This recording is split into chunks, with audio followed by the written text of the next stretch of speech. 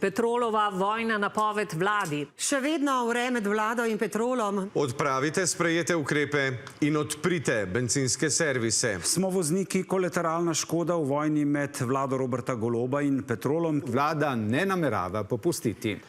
Ja, tako vroče je bilo poletje za Petrol. Zapiranje črpalk, zamrznitev vseh sponzorskih sredstev in propagandna vojna. A vlada in Petrol sta spor naposled vendarle zgladila, kako in zakaj ostaja skrivnost.